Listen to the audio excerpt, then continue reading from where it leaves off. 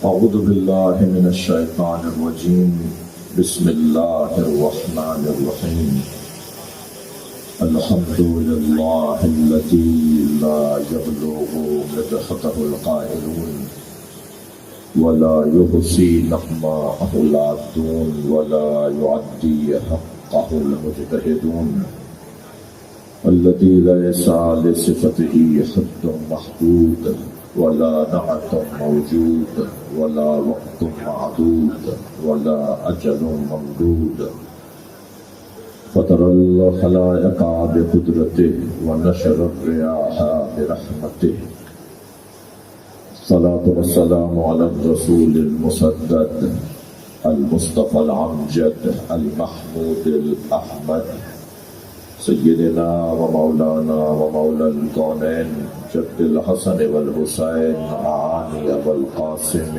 محمد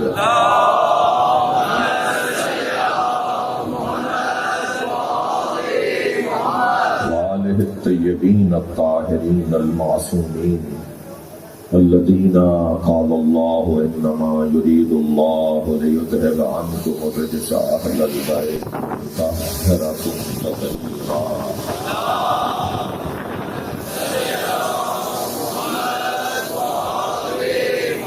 لعنة الله على أعدائهم أجمعين من يوم عداوتهم إلى قيام يوم الدين أما بعد قال الحكيم في القرآن الكريم بسم اللہ الرحمن الرحیم قل هل من شرکائکم من یہدی الی الحق قل اللہ یہدی للحق افمن یہدی الی الحق احق ان یتبع امن لا یہدی الا ان یہدی فما لکم کیف تحکمون صلوات اللہم صلی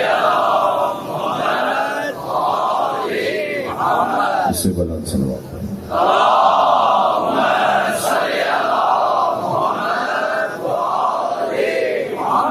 خاص حاجات کی برابری کے لیے ہمارے بھائی جناب عابد علی آرائیں کے گھر اچھی نیک صالح اولاد کے لیے اپنی اپنی حاجات کو ذہن میں رکھتے ہوئے ایک بلند تر صلوات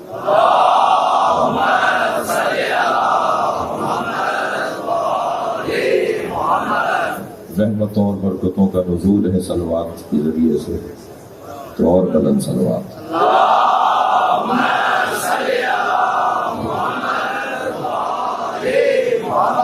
سورہ مبارکہ یونس ہے آیت کا نشان 35 ہے اللہ اپنے اس کلام میں اپنے حبیب سے فرما رہا ہے کہ تم ذرا مشرکوں سے پوچھو کہ کیا ان کے معبودوں میں یہ صلاحیت ہے کہ وہ اپنے مریدوں کو حق کی ہدایت کر سکیں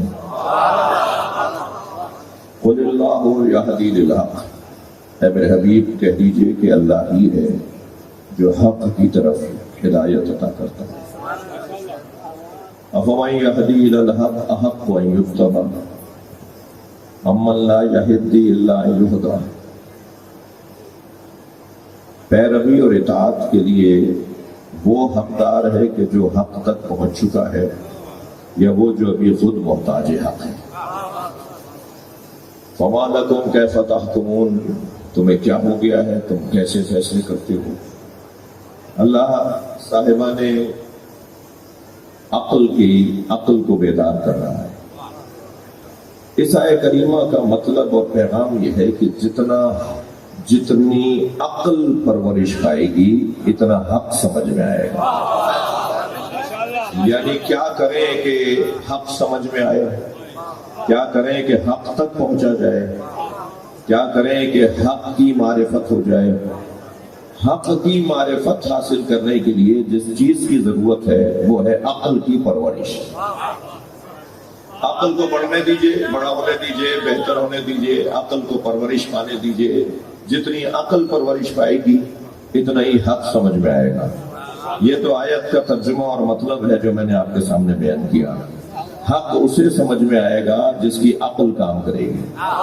میں لفظوں کو بہتر کر رہا ہوں مطلب کو روشن کر رہا ہوں حق کیا ہے حق وہی ہے جس کے لیے نبی نے فرمایا الحق مع علی وعلی مع الحق، حق علی کے ساتھ ہے اور علی حق کے ساتھ ہے۔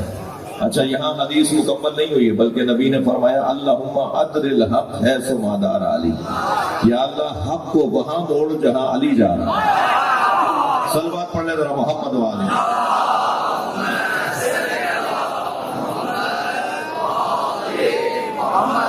مطلب روشن ہو رہا ہے میرا نا؟ میرا محترم مجمع میرے ساتھ ہے، میرا سنی شیعہ میری جان میرے سنی میرے ساتھ ہے۔ یہ سندھ کی سرزمین اور قدیمی شہر ہے، یہاں کا اس خطے کا ہندو بھی مولائی ہے اور سنی تو ویسے ہی جاندار ہے، سمجھدار ہے، ہوشیار ہے، معاملہ فہم ہے۔ تو یہ جو حسن ہے ہمارے اس علاقے کا، اس میں مزید اضافہ ہو جائے اگر کچھ باتیں اور روشن ہو جائیں۔ ابھی میرے بھائی مولانا دوست علی صاحب رستے میں کچھ مجھے بتا رہے تھے اور وہ بالکل صحیح بتا رہے تھے۔ ہمارے امام بارگاہ پہلے بہت بڑے بڑے تھے، اب امام بارگاہ چھوٹے پڑ گئے ہیں، تو امام بارگاہ چھوٹا نہیں ہوا ہے، مولائیوں میں اضافہ ہو گیا ہے، مسلسل اہل بیت کے چاہنے والوں میں اضافہ ہے، اور یہی اضافہ در حقیقت حق آشنائی کا اضافہ ہے۔ اگر آپ آمادہ ہیں تو ایک اور نتیجہ دوں۔ نبی نے فرمایا حق علی کے ساتھ، علی حق کے ساتھ، یا اللہ حق کو وہاں موڑ جہاں علی جا رہا ہے۔ آپ حق کے عدد نکالیں تو 9 بنتے ہیں، اور فاطمہ کے عدد نکالیں تو 9 بنتے ہیں۔ سیدہ علی کے ساتھ ہے، علی سیدہ کے ساتھ ہے، اور علی کیونکہ سیدہ کے شوہر ہیں تو علی آگے چلیں گے، سیدہ پیچھے چلیں گے۔ یا اللہ حق کو وہاں موڑ جہاں علی جا رہا ہے۔ تو اب طے یہ ہوا کہ حق تک پہنچنا ہے، حقیقت تک پہنچنا ہے۔ محترم مجمع میرے ساتھ توجہ کے ساتھ بیٹھا ہوا ہے، ہم سب خوبیوں کی تلاش میں، ہم سب فضائل کی تلاش میں، ہم سب کمالات کو ڈھونڈ رہے ہوتے ہیں، ہم سب حسن و جمال کی طرف ہیں۔ کسی کے نزدیک کمال علم ہے تو وہ اہل علم سے دوستی کرتا ہے، کسی کے نزدیک کمال شہرت ہے تو وہ مشاہیر سے تعلقات بناتا ہے، کسی کے نزدیک کمال سخاوت ہے تو وہ سخیوں سے تعلقات بناتا ہے، کسی کے نزدیک کمال سخاوت ہے تو وہ سخیوں سے، کسی کے نزدیک کمال شجاعت ہے تو وہ بہادروں سے دوستی کرتا ہے، کسی کے نزدیک کمال منصب اور کرسی ہے تو وہ صاحبان منصب سے دوستی کرتا ہے، کسی کے نزدیک کمال حسن ظاہری ہے تو وہ حسینوں کے دروازے پہ نظر آتا ہے۔ اللہ نہیں چاہتا تھا کہ لوگ در در کی ٹھوکریں کھائیں، اللہ نے ایک ہی گھر میں سارے کمال رکھ دیے۔ علم ان سے زیادہ کسی کے پاس نہیں ہے، ان سے زیادہ امت مصطفیٰ میں کوئی عالم نہیں ہے۔ یہ تو میں نے امت والوں سے بات کر رہا ہوں اس لیے کہہ دیا، ورنہ کوئی حضرت نوح سے پوچھے کہ علی کیا ہے، ورنہ کوئی حضرت آدم سے پوچھے کہ مولا علی کا مقام کیا ہے۔ ساری انسانیت میں بعد از نبی اگر کوئی سب سے بڑا عالم ہے تو مولا علی کی ذات ہے۔ اللہ، رسول اللہ، علی، ترتیب یہی بنے گی۔ اس بات کو سنی بھی مانتا ہے۔ کیسے؟ سنی میرا بھائی کہتا ہے کہ علی خلیفہ بلا فصل ہے مگر باطنی اعتبار سے، اور شیعہ کہتا ہے کہ علی خلیفہ بلا فصل ہے باطنی اور ظاہری دونوں اعتبار سے۔ یہ جو ہم کلمہ پڑھتے ہیں نا خلیفہ بلا فصل، یہ سنی کا بھی عقیدہ ہے مگر باطنی اعتبار سے، یعنی کمالات میں نبی کی جگہ جو آ کے بیٹھا ہے وہ علی ہے۔ انتظامی معاملات میں 3 دور گزرے، مگر ان تینوں ادوار میں جو انتظامی امور تھے، معاملات تھے، ان میں بھی علی ہی سے مشورہ رہا۔ علی مولا ہی بتائیں گے کہ حق اور سچ کیا ہے اور صحیح رستہ کون سا ہے اور کیسے کامیابیوں کو حاصل کرنا ہے۔ تو پہلا عنوان، سب سے بڑا عنوان، توجہ، میرا سوال یہ ہے کہ فضیلتوں میں صدارت کس فضیلت کی ہے؟ بھائی سخاوت بھی فضیلت، شجاعت بھی فضیلت، آسمانی کرسیاں یعنی نبوت رسالت یہ بھی فضیلت۔ ساری فضیلتوں میں کون سی فضیلت ہے جسے صدارت حاصل ہے؟ وہ ہے علم۔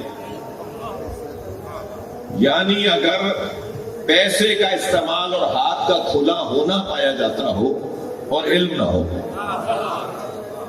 پیسے بہت خرچ کرتے ہیں، جو پیسہ ان کے پاس آتا ہے وہ بانٹ دیتے ہیں، مگر یہ جو بانٹنے کی عادت ہے یہ بغیر علم کے اگر ہوا تو پھر یہ سخاوت نہیں کہلائے گی، فضول خرچی کہلائے گی. علم ہے جو اس سخاوت کا عنوان دلواتا ہے. بھائی جتنا پیسہ آیا بانٹ دیا، یہ علم ہے جو کنٹرول کرے گا کہ کس کو دینا ہے، کتنا دینا ہے، کیا دینا ہے. یعنی ہاتھ کا کھلا ہونا علم کی بنیاد پر ہو تو سخاوت، اور ہاتھ کا کھلا ہونا جہالت کی بنیاد پر ہو تو فضول خرچی. ایسے ہی بازوؤں کا زور اگر علم کی بنیاد پر ہو تو شجاعت، اور بغیر علم کے اگر طاقت کا استعمال کریں گے تو دہشت گردی. دہشت گردی میں اور شجاعت میں کیا فرق ہے؟ دہشت گرد وہ بن جاتا ہے جس کے ہاں طاقت تو ہوتی ہے مگر علم نہیں ہوتا.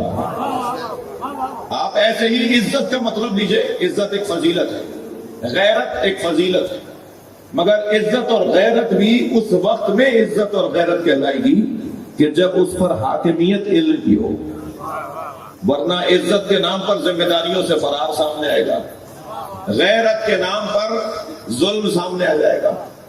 وہ کون سی چیز ہے جو غیرت کے نام پر ظلم سے روکے، اور وہ کون سی چیز ہے جو عزت کے نام پر ذمہ داریوں سے فرار کو روکے؟ وہ ہے علم. علم حاکم ہو جائے گا. اب میری اور آپ کی سب کی مشترکہ ضرورت کیا بنی؟ علم. ہمارے پاس کچھ بھی نہ ہو اور علم ہو تو گویا سب کچھ ہے، اور ہمارے پاس سب کچھ ہو اور علم نہ ہو، بڑی عنایت بات چلی گئی نا میری، تو پھر کچھ بھی نہیں ہے. اتنا حسین بچہ کہ دیکھتے کے ساتھ ہی ایک مرتبہ اس کے حسن کی تعریف کرنے کو دل کرے. کوئی اپنی بیٹی نہیں دے گا اس اتنے حسین بچے کو جسے لکھنا نہ آتا ہو، جس کو پڑھنا نہ آتا ہو. کیا کرنا ہے اس حسن کا جو علم کے بغیر ہے، جو تعلیم کے بغیر ہے؟ پیسہ بہت ہے ابا دادا سے، جائیدادیں بہت ہیں، زمینیں بہت ہیں، مگر اسے اپنا نام تک لکھنا نہیں آتا، اسے کچھ بولنا نہیں آتا، ایک جماعت بھی پڑھاوا نہیں ہے. ابا نے کہا اس کو کیا پڑھانا ہے، اس کے پاس پہلے ہی پیسہ بہت زیادہ ہے. یہ بڑی غلط فہمی تھی کہ جس کی بنیاد پر تعلیم سے دوری اختیار کی جائے کہ پیسہ بہت ہے، اسے کون سی نوکری کرنی ہے جو اسے پڑھوایا جائے. عزیزان گرامی، تعلیم ٹول نہیں ہے، تعلیم اوزار نہیں ہے. تعلیم کے ذریعے سے کرسی نہیں ڈھونڈنی، تعلیم کے ذریعے سے عزت نہیں ڈھونڈنی، تعلیم مجھے کسی اور چیز کے لیے حاصل نہیں کرنی. جوانوں آپ سے بات کر رہا ہوں، تعلیم مجھے اپنے شعور کے لیے حاصل کرنی ہے. اور اگر مولائی میری بات سن لیں تو میرے اوپر احسان ہوگا، جتنا علم بڑھے گا اتنا علی سمجھ میں آئے گا.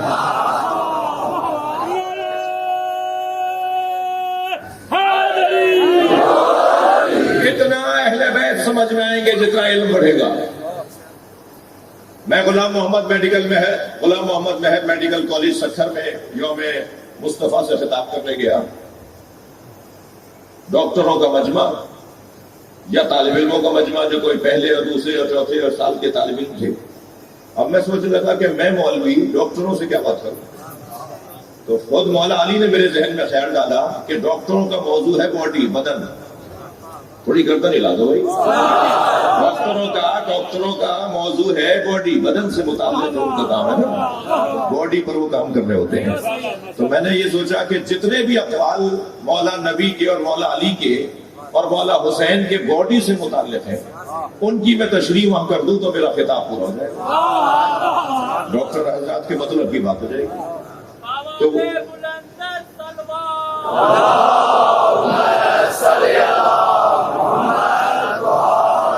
تھوڑی سی التماس کر سکتا ہوں آپ سے آگے آنے کے لیے، ایک سلوات پڑھتے ہوئے کچھ آگے آ سکے. ایک سلوات پڑھنا ہے تو آگے آ جائے، عنایت کریں میرے اوپر.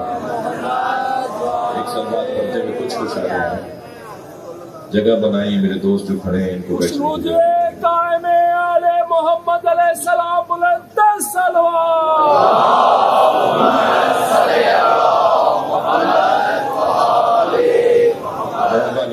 مہربانی فرمائے کچھ آگے تھوڑا سا آگے.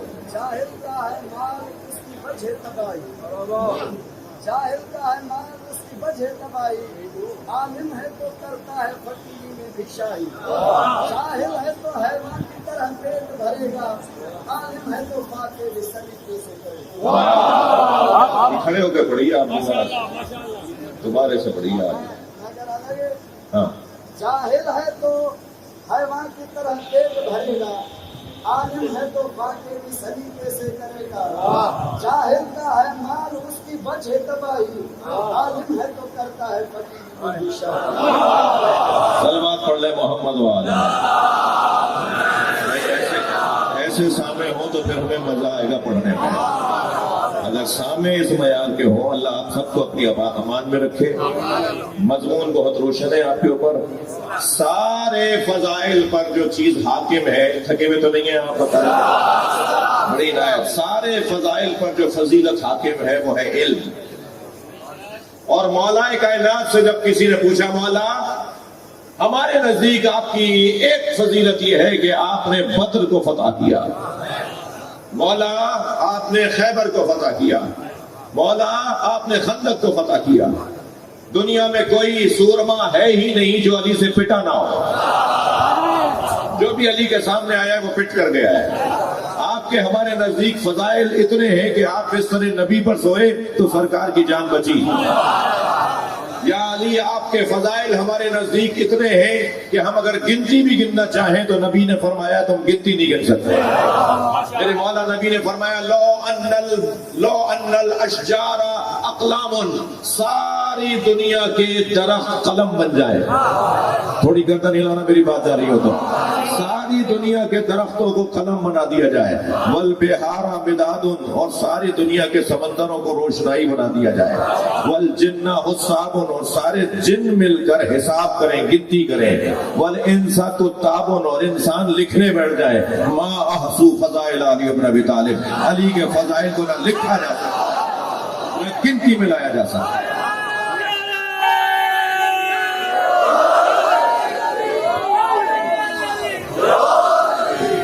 مولا کے فضائل ہم گن نہیں سکتے، مولا کے سامنے مولا کے فضائل کی گنتی اگر گننے لگے تو ہماری بس کی بات نہیں ہے، ہمارے اندر طاقت توانائی نہیں ہے کہ ہم مولا کے فضائل گنیں۔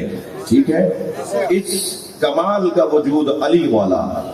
جب مولا علی سے پوچھا گیا ہے مولا ہمارے نزدیک تو آپ کے فضائل بہت ہیں، آپ بتائیں کہ آپ کی فضیلت کیا ہے۔ بھئی کیا حسین سوال ہے، اور پھر جواب بھی دے گا تو وہ دے گا جس نے سلونی کا دعویٰ کیا ہے، جو پہلے ہی کہہ چکا ہے پوچھو تو صحیح، پوچھو تو صحیح۔ اب یہاں بھی میرا ترجمہ کچھ اور ہے، اکثر علماء و ذاکرین نے ترجمہ کیا ہے سلونی سلونی قبل ان تفقدونی، پوچھو پوچھو اس سے پہلے کہ میں دنیا سے چلا جاؤں۔ میں اس کا ترجمہ ذرا ہٹ کے کرتا ہوں، میں ترجمہ یہ کرتا ہوں کہ سلونی سلونی قبل ان تفقدونی، پوچھو پوچھو اس سے پہلے کہ میں دنیا سے چلا جاؤں نہیں، بلکہ پوچھو پوچھو اس سے پہلے کہ تم مر جاؤ۔ میں تم سے فاقد نہیں ہوں گا، تم مجھ سے فاقد ہو جاؤ گے۔ صلوات پڑھ لے محمد و آلہ۔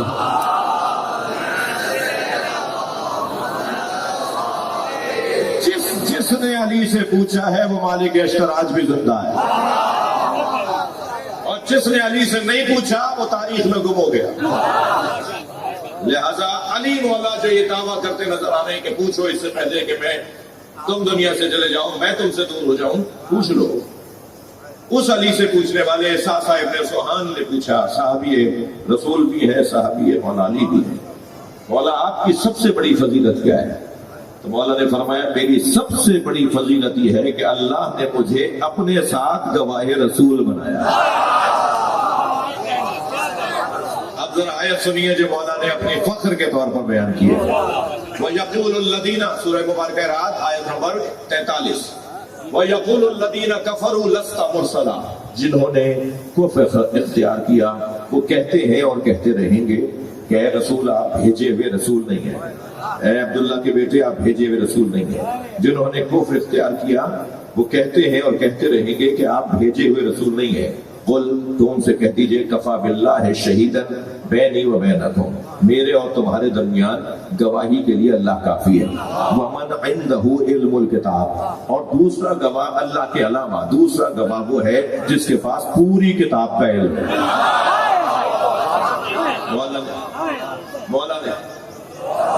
मौला ने फरमाया वो जो आलिम अल किताब है वो तुम्हारे सामने अली खड़ा है। सबसे बड़ी फजीलत मौला ने बयान फरमाई कि मैं आसमानी सारी किताबों का आलिम हूं। थक गया।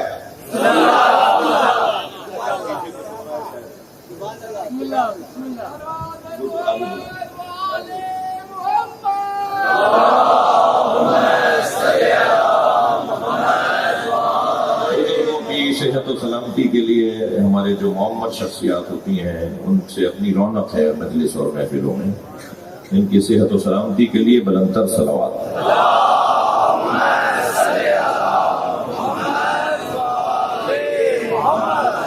वॉलंटियर्स जरा रहनुमाई करें, उस तरफ ले जाएं दोस्तों को। मुझे उलझन होती है जब कोई खड़ा हुआ हो ना, उसका फर्श पे बैठने का सवाब ही कुछ और है, इसलिए जगह दीजिए उन्हें। वॉलंटियर्स रहनुमाई करें, उस तरफ ले जाएं, जगह थोड़ी सी है।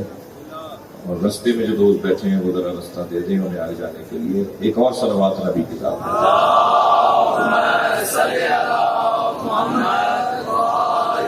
और बुलंद सलवात।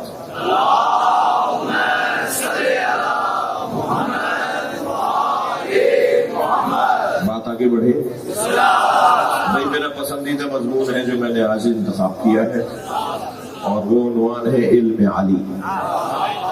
मौला अली का सबसे बड़ा उन्वान फजीलत वो अली का इल्म है। 27 मुश्किल सवाल जोड़कर लाए कि किसी सवाल पे तो अली कहेंगे कि इसका जवाब नहीं आता। छठे सवाल के बाद भूल गए कि 7वां कौन सा। मौला ने फरमाया मैं तुम्हें सवाल भी बताऊंगा, तुम्हारा जवाब भी बताऊंगा। अली मौला सवाल भी बताते रहे, तुम ये सोच कर आए हो, तुम ये सोच कर आए हो, और मौला अली उसका जवाब भी बताते रहे। तो जब 27 के 27 सवालों के जवाब अली ने बता दिए तो एक शख्स ने कहा आपका इल्म नबी के इल्म के बराबर है। जैसा नबी का इल्म है ऐसा ही आपका इल्म है। तो अली मौला की पेशानी पे बल आ गया, नाराहत हुए, नाराज हुए, और मौला ने फरमाया हाज़ा लुआबुन नबी, मेरा इल्म लुआब मुस्तफा है। भाई अगर एक जुमला हदिया कर दूं तो लेंगे? यानी अली जिसको हक था कि वो ये कहे मैं नबी जैसा हूं, वो तो कह नहीं रहे कि मैं नबी जैसा हूं। आज का मुल्ला कहता है नबी हम जैसा।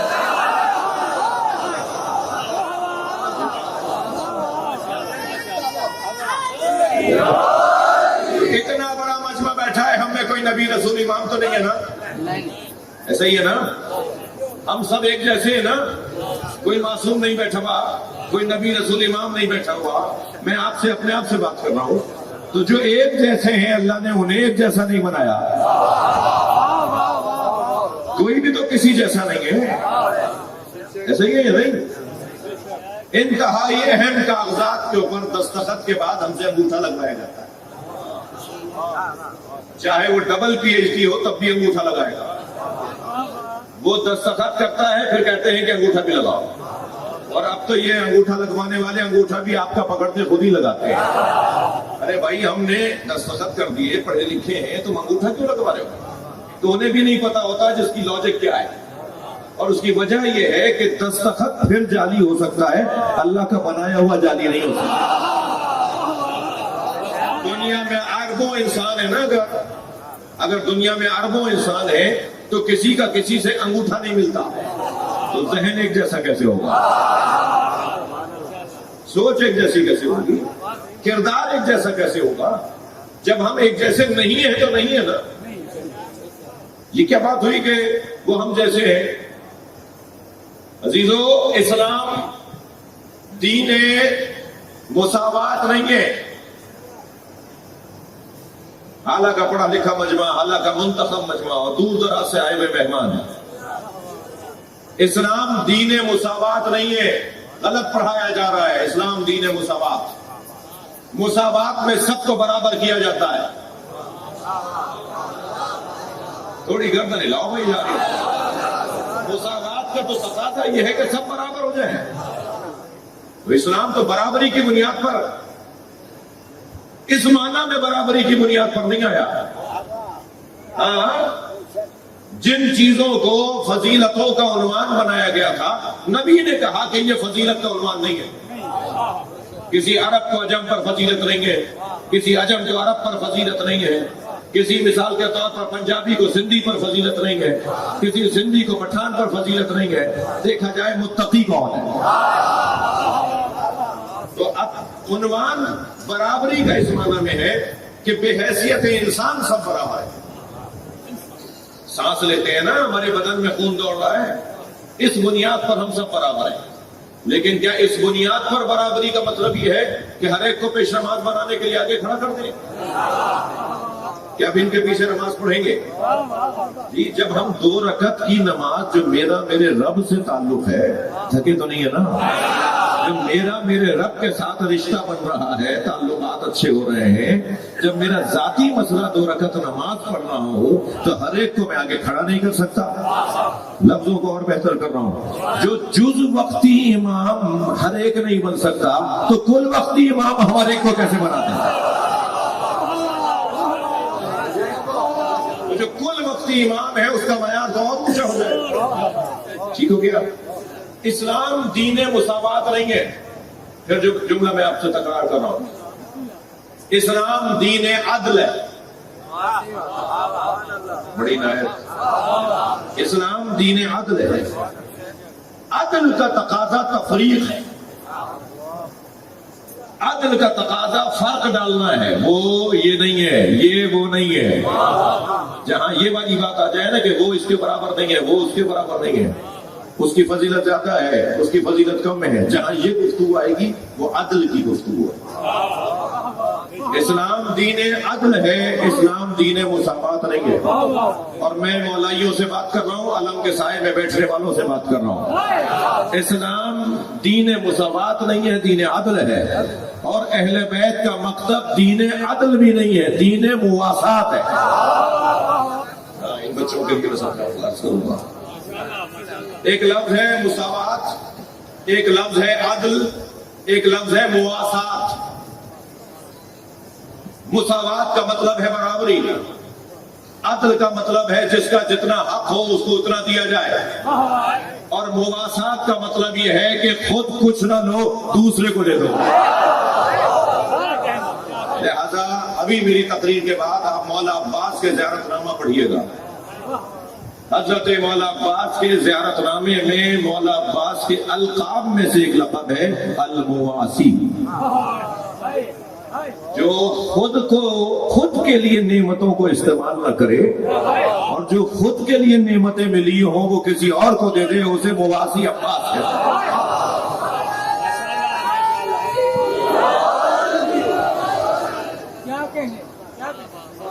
مولا عباس کے القاب میں سے ایک لقب ہے المواسی، اپنی نعمتیں کسی اور کے حوالے کرنے والا.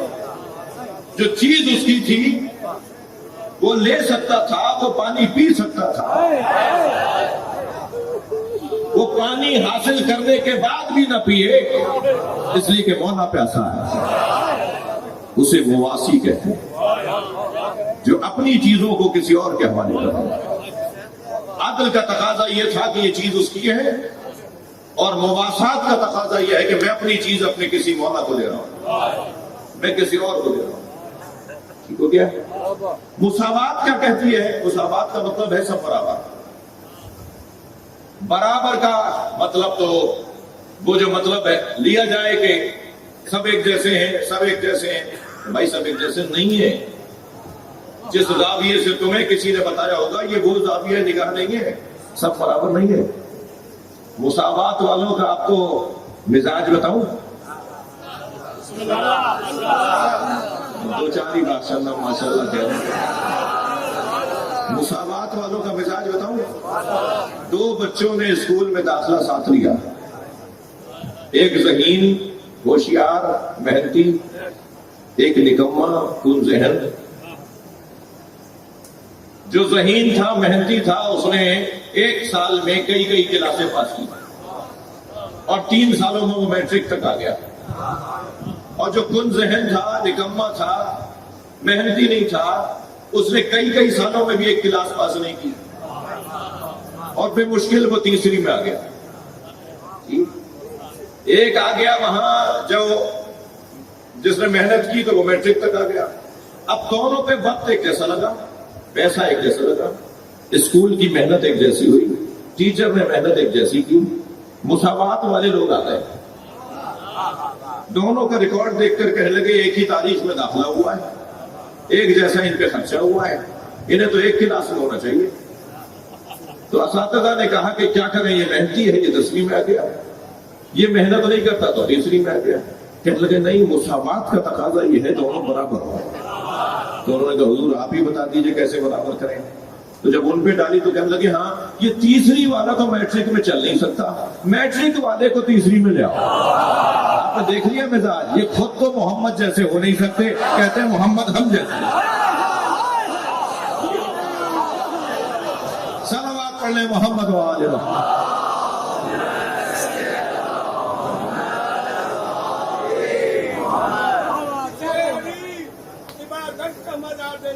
واہ، عبادت کا نام دیتا ہوں، تلاوت کا مزہ۔ سبحان اللہ۔ مٹی جو ایسے ویسو کو ہٹتی نہ تلفار، مٹی جو ایسے ویسو کو ہٹتی نہ تلفار، تلوار حق نے دی ہے مگر ہاتھ سے۔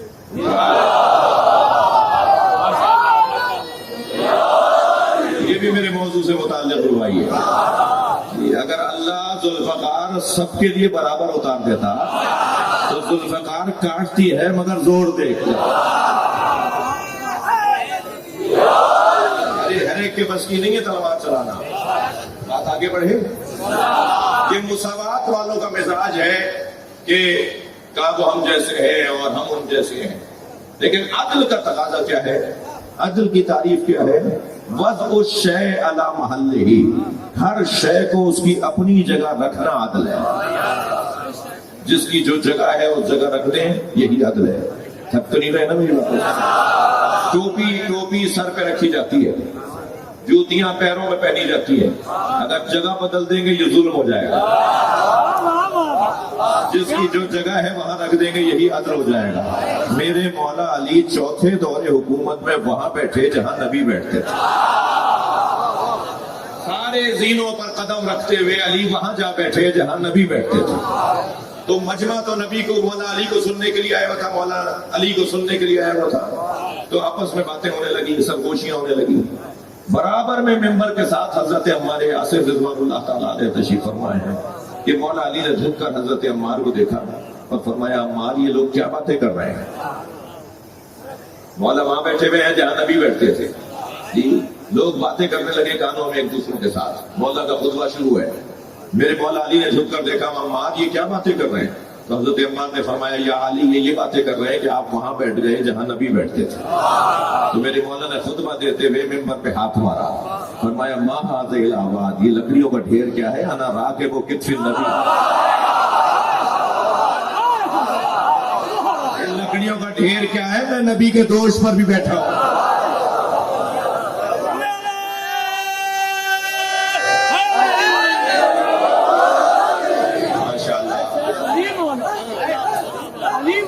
ماشاءاللہ ماشاءاللہ، آپ فضائل سننا چاہ رہے ہیں نا؟ جی جب مولا علی نبی کے دوش پہ سوار ہوئے بت توڑنے کے لیے، نبی نے یہ کیوں نہیں کیا کہ علی میں تم پہ سوار ہو جاؤں؟ یہ بھی تو ہو سکتا تھا نا۔ سرکار فرماتے علی میں تمہارے دوش پہ کھڑا ہو کر بت گرا دیتا ہوں، تو یہ کیوں نہیں کیا؟ مولا نبی نے یہ کیوں کیا کہ تم میرے دوش پہ سوار ہو جاؤ؟ اس لیے کہ اگر توجہ چاہوں گا، اس لیے کہ اگر مولا نبی مولا علی پر شانوں پر کھڑے ہو کر بت توڑتے نا تو علی کے وزن پر ایک وزن آ جاتا، جو وزن وہ وزن ہے جو قرآن کو برداشت کر رہا ہے۔ اور پھر ایک بڑی علت تو یہ ہے کہ پھر نبی تو سمجھ میں آتا، علی کیسے سمجھ میں آتا؟ تو مولا علی سے فرمایا میرے دوش پہ سوار ہو جاؤ۔ اب مولا علی جب جوش پہ سوار ہو کر بت گرا رہے تھے نا، بڑے شان سے بت گرا، اچھا یہ کام یا یہ کر سکتے تھے یا وہ کر سکتے تھے؟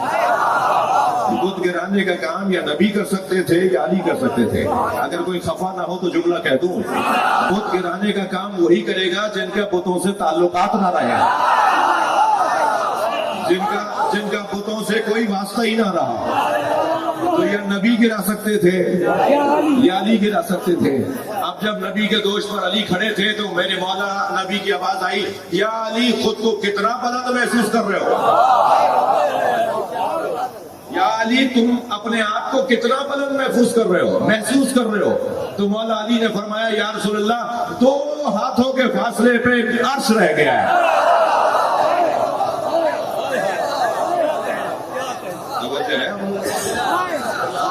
بات آگے جائے، ایک صاحب کہنے لگے مولانا آپ لوگ تقریریں کر دیتے ہیں اور فضائل پڑھ دیتے ہیں، بعد میں آپ کو اندازہ نہیں ہوتا کہ اس کا نتیجہ کیا نکلے گا، لوگ کیا سوچیں گے۔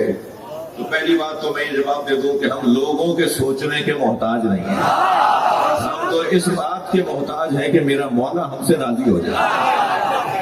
اچھا بھائی لوگ کیا سوچیں گے، آپ بتا دیجئے کیا سوچیں گے؟ تو کہنے لگے لوگ سوچیں گے کہ دوش نبی پہ تو مہر نبوت تھی، آپ نے مہر نبوت پر علی کو سوار کروا دیا۔ تو میں نے کہا جی مجھے مولانا محمد اسماعیل دیوبندی صاحب کا جملہ یاد آ رہا ہے۔ مولانا اسماعیل دیوبندی صاحب کا اسی منزل کا بڑا حسین جملہ ہے، مناظر تھے نا، مناظر لوگوں کا دماغ بہت چلتا ہے، فی البدی جملہ کہہ دیتے ہیں۔ تو مولانا محمد اسماعیل دیوبندی نے فرمایا کہ ایک قرآن پہ قرآن رکھ دو تو نیچے والے قرآن کی توہین نہیں ہے۔ صلوات پڑھ لیں محمد وآلہ۔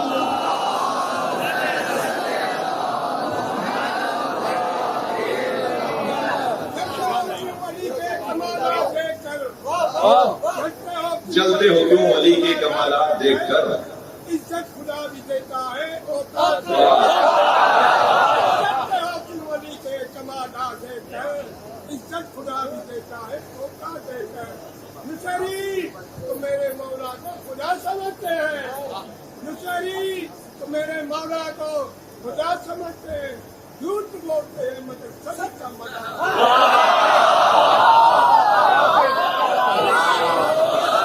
سچ کی بھی تو قسمیں ہیں نا، سچ کی بھی تو قسمیں ہیں نا۔ صداقت کی 3 قسمیں ہیں بھائی، یہ مجمع جو ہے وہ پہلی کلاس کا مجمع نہیں ہے، وہ جس کی طرف میرے بزرگ نے اشارہ کیا نا وہ پہلی کلاس کا سچ ہے، اور یہ وہ لوگوں کی کلاس ذرا اونچی ہے۔ ہم کچھ اور صداقت دیکھنا چاہتے ہیں، ہم تو علی سے علی کو سمجھنا چاہتے ہیں، ورنہ میں اور آپ بیان کریں گے نا تو بند گلی میں ہی جائیں گے۔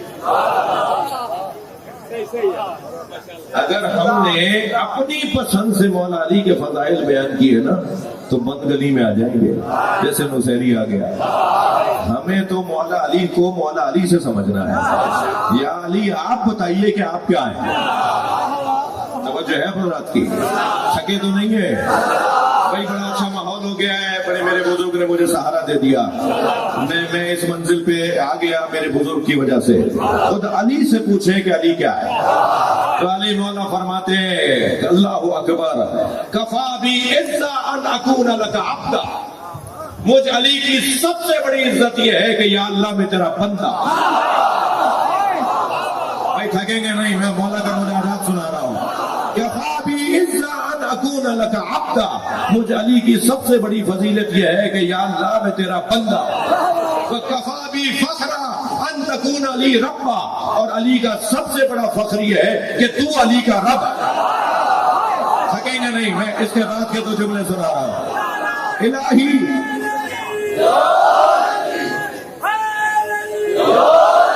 یا اللہ، اب مولا علی کے مناجات کا 3را جملہ، الہی انت کما احب فاجعلنی کما تحب۔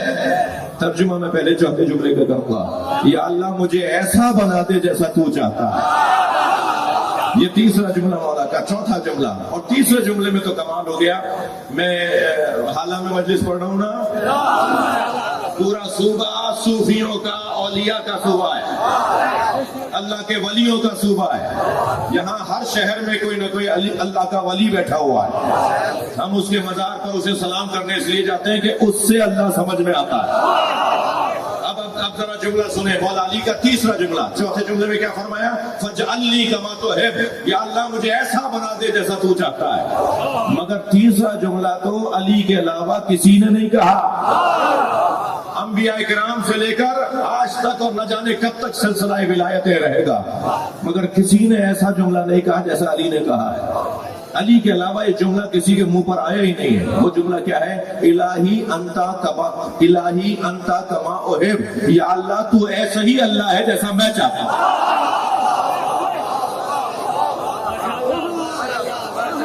نہیں میری بات شاید رہ گئی.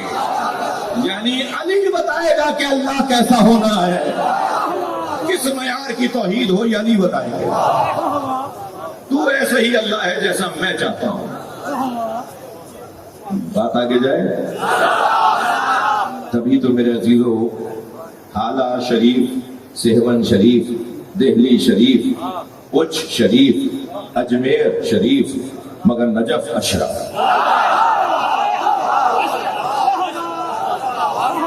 سلامات پڑھنے محمد و آلہ.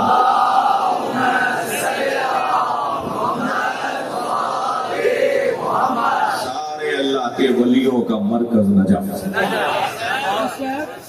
جب تک مولا علی کا گھڑا نہ بھرے اللہ ولایت ہی نہیں دیتا. جب تک مولا علی کی جوتیاں سیدھی نہ کریں اللہ ولی ہی نہیں بناتا. کس کمال کا وجود ہے، اور میری اور آپ کی عزت کتنی بڑی ہے کہ ہم اس کے دروازے پر بیٹھے ہیں جس کے دروازے پہ جانے سے ولایت ملتی ہے. کیا کمال کا وجود ہے. 12 سلسلے ہیں نا ولایتوں کے ہمارے صوفی حضرات کے نزدیک، جس میں سے 11 سلسلے مولا علی تک جا کے ملتے ہیں. ایک سلسلہ ہے جو خلیفہ اول سے جا کے ملتا ہے. ہمارے بھائی بیان کرتے ہیں، بھائیوں کا کہنا یہ ہے کہ ایک سلسلہ خلیفہ اول تک جاتا ہے اور 11 سلسلے تک علی تک جاتے ہیں. تو وہ جو سلسلہ خلیفہ اول تک جاتا ہے خود خلیفہ اول سے پوچھ رہے کہ ان کا سلسلہ کہاں جاتا ہے. تھک رہے ہیں آپ میری باتوں سے. خلیفہ اول فرماتے ہیں لم تلد النساء مثل علی ابن ابی طالب، دنیا میں کوئی عورت ہی نہیں ہے جس نے علی جیسا بچہ جنا. صلوات پڑھے محمد و آلہ.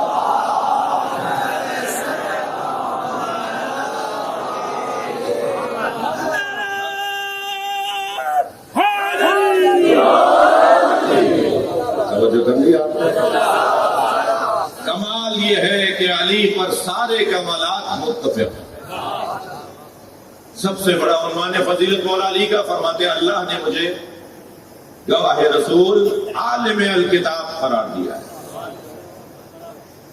ثم اورثنا الکتاب الذین اصطفینا من عبادنا، ہم نے اپنی اس کتاب کا وارث اپنے نیک اور صالح بندوں کو بنایا ہے. مولا علی اپنے سینے پہ آیت رکھ کے فرماتے ہیں میں اس آیت کا پہلا مصداق ہوں. توجہ ہے. قرآن تو یہ کہہ رہا ہے ہم نے اپنی اس کتاب کا وارث اپنے نیک اور صالح بندوں کو بنایا ہے، اور اس کتاب کا پہلا وارث مولا علی کی ذات. میرے بچوں، میرے عزیزوں، میرے جوان بھائیوں، میرے محترم سننے والوں، خاص طور پہ جوانوں سے بات کر رہا ہوں، بزرگوں سے تو مجھے دعا چاہیے. ہمارے مخالفین جو ہیں، جو علمی مخالفین ہیں، وہ ہم پر کچھ اعتراضات کرتے ہیں. کچھ تو ان کی باتیں صحیح ہیں جنہیں ہمیں صحیح کرنا چاہیے، ٹھیک ہے. کچھ باتیں البتہ ہمارا مزاج نہیں ہے ان کے اوپر تبصرے کرنا، کیونکہ تبصرے کسی پر وہی کرتا ہے جو اس پہ غور کر رہا ہوتا ہے. کیونکہ ہم پر غور ہو رہا ہوتا ہے تو پھر ہمارے پر تبصرے بھی ہو رہے ہوتے ہیں، اور ہم کسی پر غور ہی نہیں کر رہے ہوتے، اس لیے ہم کسی پر تبصرے بھی نہیں کرتے. ورنہ اگر ہم غور کرنا شروع کر دیں تو پھر تبصرے تو ہمارے پاس کچھ زیادہ ہی ہے. مگر یہ ہمیں سکھایا نہیں گیا ہے، ہمارا یہ طریقہ نہیں ہے، ہمارا یہ سلیقہ نہیں ہے. ہم تو اپنے اوپر غور کرتے ہیں، ہم کسی اور پہ غور نہیں کرتے، ٹھیک ہے. تو ہم پر جو غور کر رہے ہوتے ہیں ان کی کچھ باتیں ٹھیک ہیں جنہیں ہمیں ٹھیک کرنا چاہیے. بڑے فراغ دلی سے میں بول رہا ہوں، میں ذمہ دار شخص تو نہیں ہوں پاکستان کی شیعت کا، مگر پاکستان کی تشیع میں غیر ذمہ دار بھی نہیں ہوتا.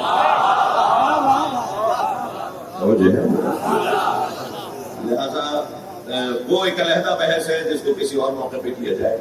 کچھ باتیں ایسی ہیں جو ہماری طرف کہ بھئی یہ بات آپ کیا وہ بات، تو ہمیں وہ ماننا چاہیے، اسے ٹھیک کرنا چاہیے. انسان ہے اور ایک جدوجہد کی زندگی ہے، مسلسل کوششوں کی زندگی ہے، تو اسے ہمیں ٹھیک کر لینا چاہیے. مگر کچھ باتیں ایسی ہیں جو ان کی عدم توجہ کی وجہ سے وہ ہمارے بارے میں سوچتے ہیں کہ ہم کسی گمراہی کا شکار ہیں.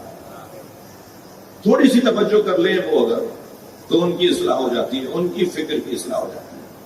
اس کی بھی میں نے کوئی لسٹ بنائی ہے، 60-70 چیزیں ہیں جو مناظروں میں ائمہ کے زمانے سے، پھر غیبت صغریٰ اور کبریٰ کے اندر شیخ صدوق، شیخ مفید کے زمانے میں اور آج کے زمانے میں وہی باتیں تکرار ہو رہی ہوتی ہیں. تو ان پہ جوابات بھی دیے جا چکے ہیں، ان پہ محنتیں بھی بہت ہو چکی ہیں. ایسے ہی میں آپ کا خادم اسی حلیے میں پوری دنیا میں کیونکہ رہتا ہوں، ہر سفر میں یہی حلیہ میرا ہوتا ہے، اور کوئی سفر ایسا نہیں ہوتا جو برابر میں کوئی آ کے نہ بیٹھے اور وہ آ کر یہ نہ کہے کہ آپ شیعہ مولوی ہیں، آپ سے سوال کر لو. تو میرا پہلا جواب یہ ہوتا ہے کہ میں پہن کے اس لیے پھر رہا ہوں کہ آپ سوال کر رہے ہیں. کوئی تو بات کریں ہم سے، آپ خود سے ہمارے بارے میں فیصلے کر رہے ہیں، ہم سے تو بات کریں. البتہ ایک شخص ہے جو سوشل میڈیا پر، یوٹیوب چینلز میں مجھے نام ڈال لے کے کہہ رہا ہے کہ شہنشاہ حسن نقوی کو میرے سامنے لا کے بٹھاؤ تو 10 لاکھ روپے انعام دے دوں گا. کوئی 10,000 کے چکر میں مجھے لے نہ جائے وہاں. تو میں انہیں بھی ہوشیار کرنا چاہ رہا ہوں کہ ہمیں قرآن نے کہا ہے کہ بات ان سے کرو جو جاہل نہ ہو. قرآن اجازت ہی نہیں دے رہا تمہارے ساتھ بیٹھنے کو، ورنہ تو تم سے بڑوں سے نمٹ چکا ہوں. تم تو بہت چھوٹے ہو، تم تو جس کے سیکریٹری میں جس کو سنا رہا ہوں نا وہ سن رہا ہے. آپ نے تو شاید 90% لوگوں کو نہ پتا ہو میں کہاں بول رہا ہوں، لیکن اب حالہ میں بات آ گئی ہے تو آپ کہہ دیتا ہوں. تو جسے میں جواب دے رہا ہوں وہ شاید آج ہی پہنچے گا، سب سے پہلے اس کے پاس کلک پہنچے گا. تو میں اس سے کہہ رہا ہوں کہ تمہارے جس کے ساتھ پھرتے ہو نا، جس کی جوتیاں اٹھاتے ہو، وہی میرا مقابلہ نہیں کر سکتا.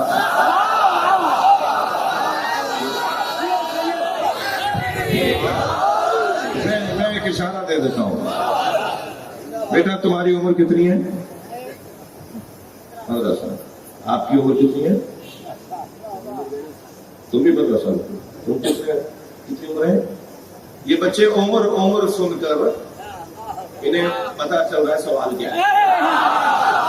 یعنی یہ جانتے ہیں کہ عمر بولتے ہیں، جن کے بڑوں کو عمر اور عمر کا فرق نہ ہو. ہمارے شناختی کارڈ میں عمر نہیں لکھا ہوا. اب تم ان کی جوتیاں سیدھی کرتے ہو اور شوق یہ ہے کہ میں تم سے بات کروں.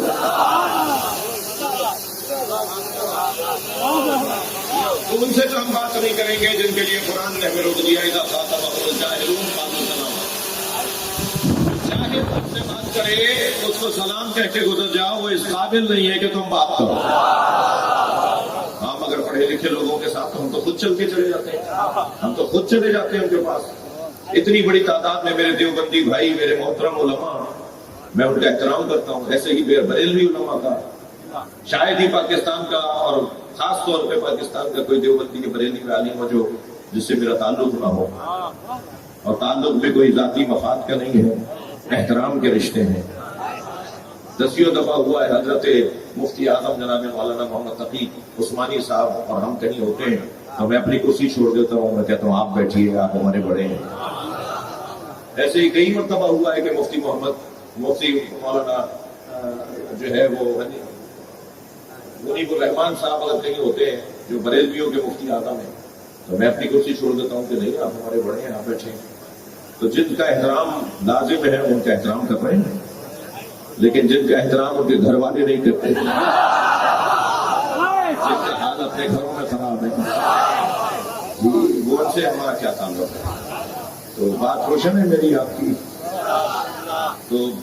تو کچھ چیزیں ایسی ہیں جو ہمیں ٹھیک کرنی چاہیے، اور کچھ چیزیں ایسی ہیں کہ جو ہماری ٹھیک کوئی کروانا چاہتا ہے مگر وہ غلط فہمی کا شکار ہے. ایسے ہی میں ایک سفر میں تھا، سفر تو نہیں ہے، ایسے ہی میں ایک سفر میں تھا تو ایک مولانا صاحب، مجھے نہیں پتا تھا یہ مولانا ہے، اسے کہنے لگے آپ کے ساتھ بیٹھ جاؤں؟ میں نے کہا جی کرسی گورنمنٹ کی ہے، بیٹھ جائیے، جہاز کی کرسی تھی، یہ آئیے کہ جہاز تھا۔ میں نے کہا جی بیٹھ جائیے، میری تو نہیں ہے، بیٹھیے، مجھے تو اچھا لگے گا آپ میرے ساتھ بیٹھیں۔ تو کہنے لگے کچھ باتیں بھی ہو جائیں؟ میں نے کہا بسم اللہ۔ کہنے لگے آپ کے شرک بہت ہوتا ہے، آپ شیعوں کو سمجھائیں کہ وہ شرک نہ کریں، مسلمان ہو جائیں۔ ہاں، میں نے کہا جی آپ ایک دو مثالیں بتا دیجئے تاکہ میں جاتا رہتا ہوں، چلا جاؤں گا بتانے ان کو، میں ان سے جا کے کہوں گا جی یہ ٹھیک کر لیجئے، وہ ٹھیک کر لیجئے۔ تو کہنے لگے مثلاً آپ کے ہاں تغرے بنائے جاتے ہیں، فریم بنائے جاتے ہیں، گاڑیوں پہ لکھا جاتا ہے علی وارث، تو یہ آپ کیا شرک ہو رہا ہے؟ تو میں نے کہا حضور یہ شرک کیسے ہے؟ کہنے لگے اللہ وارث ہے۔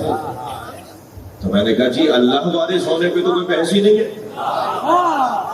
اللہ تو علی کا بھی وارث ہے۔ اللہ کے وارث ہونے پہ کسی نے کوئی بات کہی ہے کیا؟ یعنی ہمارے یہاں کبھی کہا گیا ہے کہ اللہ وارث نہیں ہے؟ اگر اللہ وارث ہونے کا کوئی انکار کرے تو وہ کافر ہے۔ مگر یہ آپ کہہ رہے ہیں علی وارث، کہہ رہے ہیں علی وارث ہے یا اللہ وارث ہے؟ میں نے کہا یہ آپ ٹکرا رہے ہیں دونوں کو، آپ اللہ اور علی کا جھگڑا تو آپ ڈال رہے ہیں، یہ مسئلہ ہی نہیں ہے جو آپ سمجھ رہے ہیں۔ میں نے کہا اچھا حضور آپ نے قرآن پڑھا ہے؟ کہنے لگے میں حافظ قرآن ہوں۔ میں نے کہا پھر تو میری مشکل آسان ہو گئی، آپ مجھے سورہ مبارکہ الانبیاء کی 105ویں آیت سنا دیجیے۔ وہ واقعی حافظ تھے، انہوں نے فوراً سنا دی آیت۔ میں نے کہا اگر آپ قرآن پڑھے ہوئے کہہ لیں میں حافظ ہوں، میں نے کہا یہ آیت سنا دیجیے 105ویں آیت الانبیاء، سورہ الانبیاء۔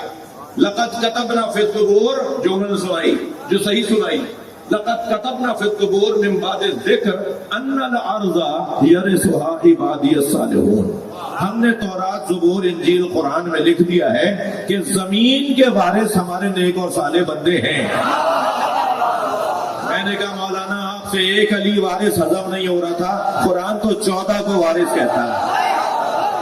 صلوات پڑھ لیں محمد و آلہ۔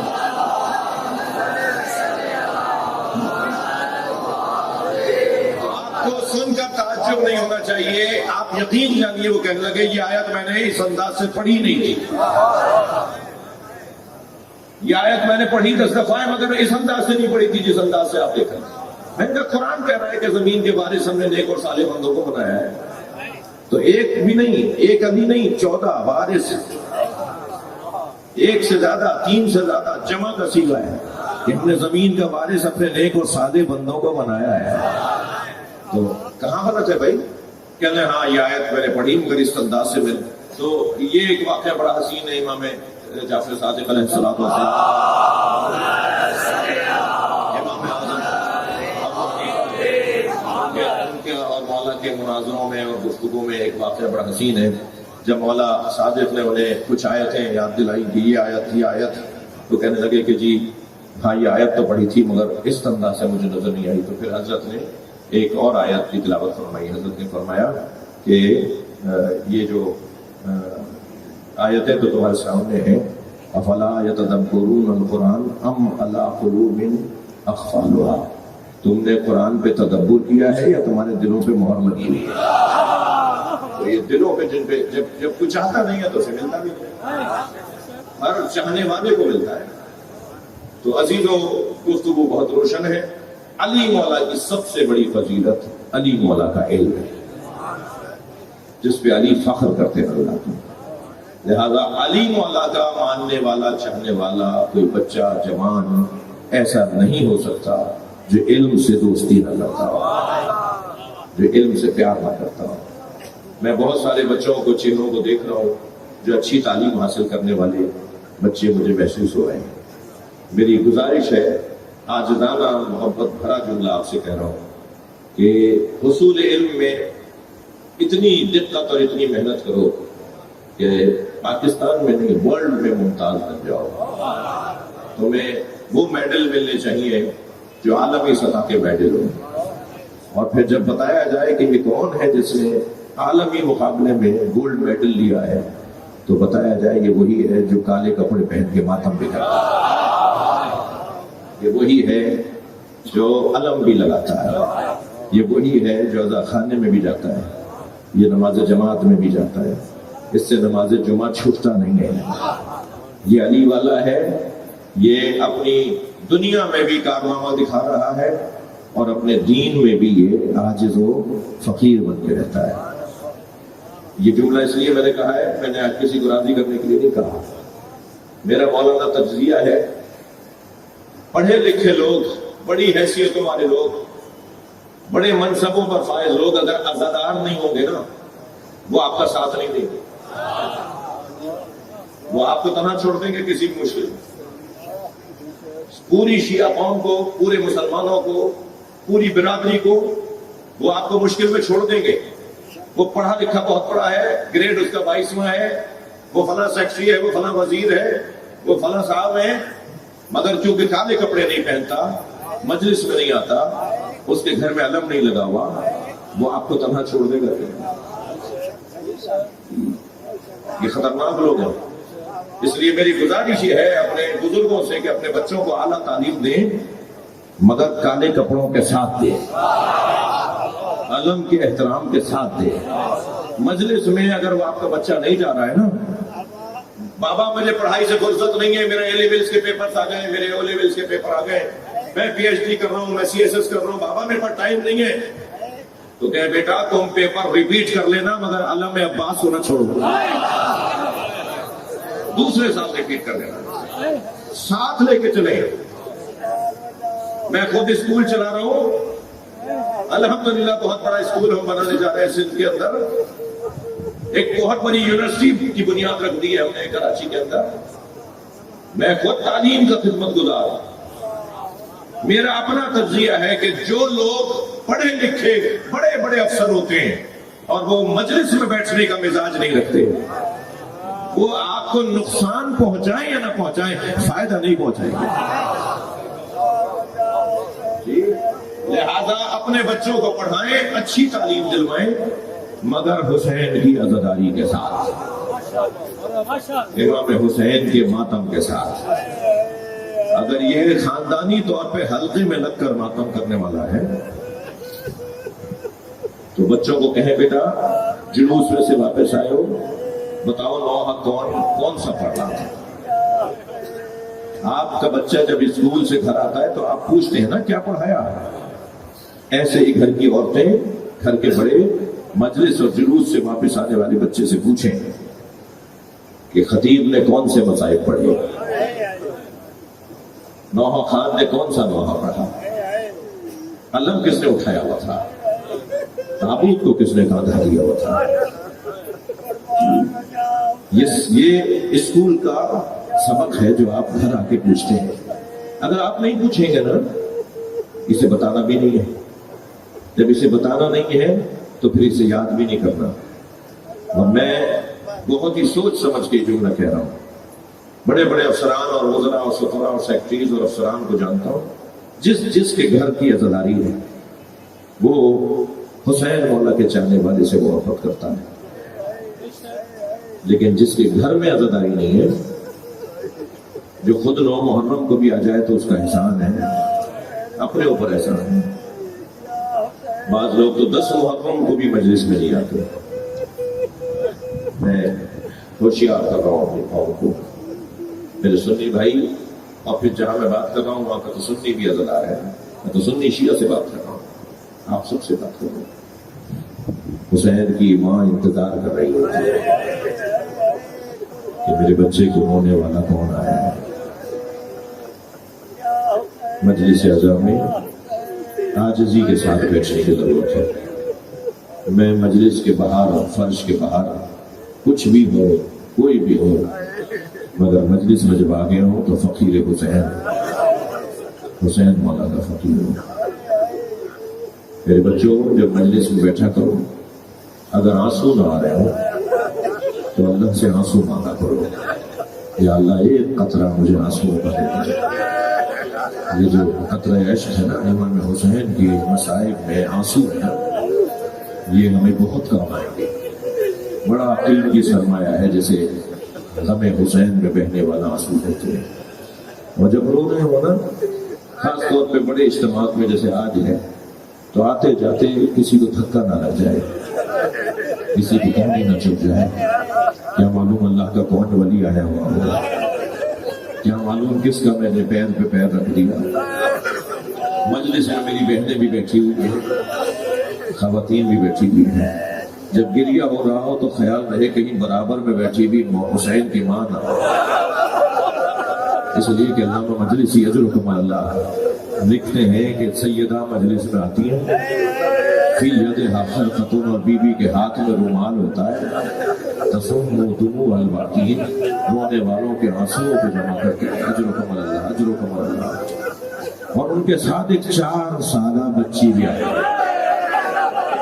اور وہ بچی روتے ہوئے لوگوں کو دیکھ کر دادی سے پوچھتی ہے, دادی یہ ایسے کیوں رو رہے ہیں؟ تو بتایا جاتا ہے, بیٹا یہ تمہارے بابا حسین کو رو رہے ہیں. تو عجب نہیں وہ بچی کہتی ہو, دادی کاش یہ کربلا میں ہوتا تو میرا بابا ایسے نہ مارا جاتا. اجرکم اللہ اجرکم اللہ. آپ کی آوازیں بلند ہو گئی, آنکھوں میں آنسو آ گئے. اللہ اس شہر پر اپنا رحم نازل فرمائے, یہاں رہنے والوں پر اپنا کرم نازل فرمائے. چلے میرے ساتھ کچھ دیر کے لیے کربلا چلے. عاشور کا دن ہے, عصر کا وقت ہے. ایک مسافر ہے جو کوفے کا رہنے والا ہے. 6 مہینے کے بعد وہ کوفے میں داخل ہوا.